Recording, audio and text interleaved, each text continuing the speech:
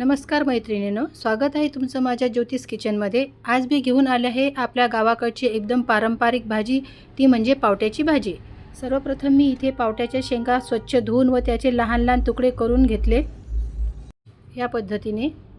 आणि इथे मी मिक्सरच्या भांड्यात 7-8 भाजलेल्या हिरव्या मिरच्या व 7-8 लसूण पाकळ्या आणि थोडीशी कोथिंबीर हे सर्व साहित्य मिक्सरमधून जाडसर वाटून घेतले। चला तर गॅसवर कढई ठेवूया। कढई गरम झालेली आहे, त्यामध्ये 3 चमचे तेल घालून मोहरी, जिरे, कढीपत्ता, हिरव्या मिरचीचे, लसूणचे वाटण हे सगळे त्यात घालूया।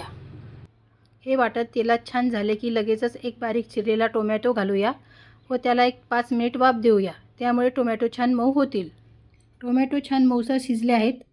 आता त्यामध्ये अर्धा टीस्पून हळद, 1 चमचा धनेपूड, चवीनुसार मीठ, थोडीशी कोथिंबीर हे सर्व मसाले छान परतून घेऊया। मसाल्यांना छान तेल सुटलं की समजायचं आपले मसाले छान झालेले आहेत। आता त्यामध्ये बारीक तोडलेल्या पावट्याच्या शेंगा घालून घेऊया आणि छान परतून घ्या। तर मैत्रिणींनो, पावट्याच्या शेंगाला तुमच्या भागात काय म्हणतात ते कमेंट करून मला नक्की सांगा। शेंगा आणि मसाले छान परतून झाले की त्यामध्ये 1 वाटीभर पाणी घालून घेऊया आणि परत आपल्या भाजीला एक 5 मिनिट वाफ देऊया, म्हणजे शेंग छान मऊसर शिजेल। 5 मिनिटे झालेली आहेत। आता त्यामध्ये भाजलेल्या दाण्याचे जाडसर कूट घालून घेऊन वरून थोडीशी कोथिंबीर पेरूया। तर मंडळी, तयार आहे आपली पौष्टिक व चवदार पावट्याची भाजी। ही भाजी जर तुम्ही ज्वारीची भाकरीसोबत खाल्ली तर खूपच छान लागते आणि सोबतीला जर ताक, कांद्याची पात असेल तर एक नंबर।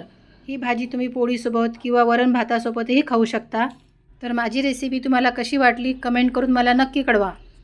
आणि हो, माझ्या व्हिडिओला लाईक, शेअर, सबस्क्राईब करायला विसरू नका। तोपर्यंत बाय।